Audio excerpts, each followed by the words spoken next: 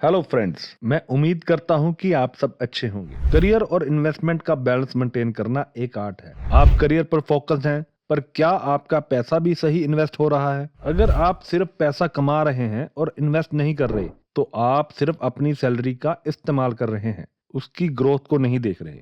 जिन लोगों ने करियर और फाइनेंशियल प्लानिंग बैलेंस नहीं किया, उनका फाइनेंशियल फ्यूचर हमेशा दिक्कत में रहा है। अगर आप स्मार्टली करियर और इन्वेस्टमेंट का बैलेंस मेंटेन करना चाहते हैं, तो ये वीडियो को एंड तक जरूर देखिए। इस वीडियो में हम आपको बताएंगे कि करियर के साथ साथ आप कैसे अपनी इन्वेस्टमेंट प्लानिंग कर सकते हैं। तो चलिए शुरू करते हैं, जिसमें सबसे पहले आता है सैलरी या इनकम का 50, 30 और 20 रूल फॉलो करना। आपकी सैलरी का बेस्ट यूटिलाइजेशन तभी पॉसिबल है जब आप एक स्ट्रक्चर्ड फाइनेंशियल रूल फॉलो करते हैं। इकोनॉमिक्स टाइम की एक रिपोर्ट के अकॉर्डिंग इंडिया में 60% लोग अपनी सैलरी का 85% से भी ज्यादा सिर्फ खर्चों में उड़ा देते हैं और सेविंग के लिए उनके पास कुछ नहीं बचता। और इंडिया में सिर्फ 27% वर्किंग प्रोफेशनल एक्टिवली इन्वेस्टमेंट और सेविंग करते हैं। और इसके अलावा जिन लोगों ने अर्ली 30s में स्ट्रक्चर्ड सेविंग स्टार्ट की, उन्होंने 40s और 50s में फाइनेंशियल फ्रीडम एंजॉय की। और अगर आप भी फ्यूचर में अपनी फाइनेंशियल फ्रीडम एंजॉय करना चाहते हैं, तो 50, 30 और 20 का रूल इसके लिए एक इम्पोर्टेंट रोल प्ले कर सकता है। इस रूल में हम इनकम को 3 पार्ट्स में डिवाइड करते हैं, जिसमें 50% होता है जरूरी खर्चों के लिए, जैसे कि रेंट, EMI, बिल्स, ग्रोसरी या इंश्योरेंस। 30% होता है लाइफस्टाइल के लिए, जैसे कि शॉपिंग, एंटरटेनमेंट, ट्रैवल या डाइनिंग आउट। और 20% होता है सेविंग या इन्वेस्टमेंट के लिए, जिसमें mutual fund, SIPs, FD, PPF, NPF, stock, real estate या कोई अन्य फाइनेंशियल प्रोडक्ट। लेकिन अगर आप बिना प्लानिंग के एक्सपेंसेस करते हैं, तो हो सकता है कि आप 80 से 90% इनकम सिर्फ अपने नीड्स और वांट्स पर उड़ा दें और इन्वेस्टमेंट के लिए कुछ ना बचे। तो इस तरह हम कह सकते हैं कि 50, 30 और 20 का रूल हमारे लिए बहुत जरूरी है। सेकेंड नंबर पर आता है हाई सैलरी का मतलब हाई लाइफस्टाइल नहीं। जब आपकी सैलरी बढ़ती है, तो नेचुरली लाइफस्टाइल में भी कुछ चेंजेस आते हैं, लेकिन ये जरूरी नहीं कि आप अपने लाइफस्टाइल को भी उतना ही बढ़ा दें। लोग अक्सर ही अपनी इनकम बढ़ने के साथ अपने खर्चे भी बढ़ा लेते हैं, जिसके कारण वो लाइफस्टाइल इन्फ्लेशन का शिकार बनते हैं। लाइफस्टाइल इन्फ्लेशन का मतलब है कि आप जैसे जैसे पैसे कमाने लगते हैं, वैसे वैसे अपने लाइफस्टाइल को भी ज्यादा एक्सपेंसिव बना लेते हैं। इससे आपकी सेविंग और इन्वेस्टमेंट पे भी इम्पैक्ट पड़ता है। तो ये जरूरी है कि जब आपकी सैलरी बढ़े, तो अपनी लाइफस्टाइल को बढ़ाने की बजाय आप अपनी इन्वेस्टमेंट को बढ़ाएं। इसके अलावा आपको सोशल प्रेशर से भी बचना होगा, जिसमें आपको अपने फ्रेंड्स, रिलेटिव्स या सोशल मीडिया से इन्फ्लुएंस्ड होकर अपना लाइफस्टाइल अननेसेसरी बढ़ाना नहीं है। ज्यादा सोशली इन्फ्लुएंस्ड लाइफस्टाइल की वजह से आप अपनी फाइनेंशियल प्लानिंग से डिस्ट्रैक्ट हो सकते हैं, जो बाद में रिग्रेट का रीजन बन सकता है। दूसरी तरफ अगर आपकी सैलरी या इनकम बढ़ती है, तो इन्वेस्टमेंट भी बढ़नी चाहिए। इन्वेस्टमेंट को इंक्रीज करने से आपका वेल्थ भी फास्ट ग्रो होगा। थर्ड पॉइंट है इन्वेस्टमेंट में ऑटोमेशन लाएं। प्रोफेशनल एंड पर्सनल लाइफ की रिस्पॉन्सिबिलिटीज के कारण कई लोगों के लिए इन्वेस्टमेंट मैनेज करना टाइम कंज्यूमिंग और कॉम्प्लिकेटेड हो जाता है, और इसी वजह से लोग इन्वेस्टमेंट में डिले कर देते हैं। और इसका सोल्यूशन है ऑटोमेशन। इन्वेस्टमेंट ऑटोमेशन का मतलब है कि आप एक बार सिस्टम सेट कर दो और फिर हर महीने पैसा ऑटोमेटिकली इन्वेस्ट होता रहेगा। आपको बार बार सोचने की जरूरत नहीं पड़ेगी। 30s में इन्वेस्टमेंट ऑटोमेशन इसलिए जरूरी है क्योंकि 30s में करियर पीक पर होता है, वर्कलोड ज्यादा होता है, रिस्पॉन्सिबिलिटीज बढ़ रही होती हैं। अगर आप अपनी इन्वेस्टमेंट ऑटोमेशन नहीं करेंगे, तो चांसेस है कि आप हर महीने मैनुअल इन्वेस्ट करना भूल जाएंगे या अननेसेसरी डिले कर देंगे। इसके अलावा ऑटोमेशन इन्वेस्टमेंट से फाइनेंशियल डिसिप्लिन भी बना रहता है, और हर महीने सैलरी आने के साथ साथ एक फिक्स अमाउंट ऑटोमेटिकली इन्वेस्ट हो जाती है। इसके अलावा हर महीने इन्वेस्ट करने के कारण आप फाइनेंशियली डिसिप्लिन रहते हैं और स्पेंडिंग हैबिट भी कंट्रोल में रहती है। एक इंपॉर्टेंट पॉइंट ये भी है कि रेगुलर इन्वेस्टमेंट से मार्केट फ्लक्चुएशन की टेंशन नहीं रहती, क्योंकि लॉन्ग टर्म इन्वेस्टमेंट में हमेशा बेटर रिटर्न मिलते हैं।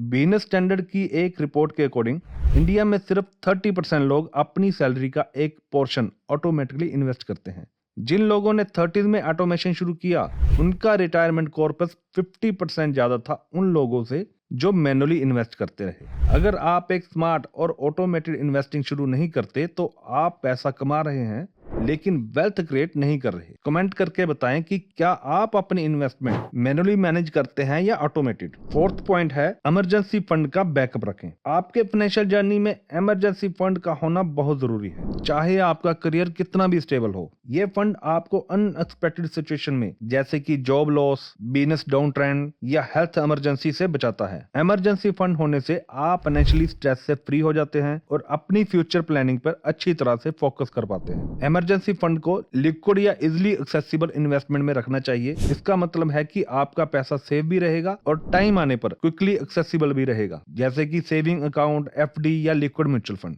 मनी कंट्रोल की एक रिपोर्ट के अकॉर्डिंग इमरजेंसी फंड का होना हर इंडिविजुअल के लिए जरूरी है, चाहे उनका करियर कितना भी स्टेबल हो। इसलिए हम कह सकते हैं कि इमरजेंसी फंड का होना फाइनेंशियल सिक्योरिटी का फाउंडेशन है। अगर आपके पास 6 से 12 महीने का बैकअप है तो अनसर्टेन सिचुएशन में आप फाइनेंशियली स्ट्रेस से बच सकेंगे। फिफ्थ पॉइंट है पैसिव इनकम का सोर्स क्रिएट करें। आज के टाइम पर सिर्फ एक जॉब या एक इनकम सोर्स पर डिपेंडेंट रहना रिस्की हो सकता है। 30s का फेज फाइनेंशियल ग्रोथ के लिए क्रिटिकल होता है और इसी वजह से साइड इनकम या पैसिव इनकम क्रिएट करना जरूरी हो जाता है। साइड हसल का सिर्फ एक ही फायदा नहीं होता, बल्कि ये आपके ओवरऑल फाइनेंशियल सिक्योरिटी को स्ट्रॉन्ग बनाता है। पैसिव इनकम के सोर्स क्रिएट करने से आपकी सेविंग और इन्वेस्टमेंट बढ़ती है, जिसके कारण आपकी लाइफ में फाइनेंशियल स्टेबिलिटी आती है। तो देर किस बात की, आज ही अपना साइड हसल स्टार्ट करें और फाइनेंशियल फ्रीडम की तरफ बढ़ें। सिक्स्थ पॉइंट आता है डिवर्सिफाई पोर्टफोलियो, यानी कि सिक्योर और ग्रोथ बेस्ड इन्वेस्टमेंट का बैलेंस रखना। अपनी वेल्थ को एफिशिएंटली ग्रो करने के लिए रिस्क फ्री और ग्रोथ बेस्ड इन्वेस्टमेंट का बैलेंस बनाना बहुत जरूरी है। आपको शॉर्ट टर्म फाइनेंशियल सिक्योरिटी के लिए लो रिस्क ऑप्शन और लॉन्ग टर्म वेल्थ बिल्डिंग के लिए हाई रिटर्न ऑप्शन में इन्वेस्टमेंट करना जरूरी है। इस बैलेंस से आप अपने रिस्क को मिनिमाइज करते हुए अपने इन्वेस्टमेंट से मैक्सिमम ग्रोथ ले पाएंगे। सिक्योर इन्वेस्टमेंट आपको गारंटी रिटर्न और पीस ऑफ माइंड देते हैं। ये आपको फाइनेंशियल स्ट्रेस से दूर रखते हैं और आपका कैपिटल सेफ रखते हैं।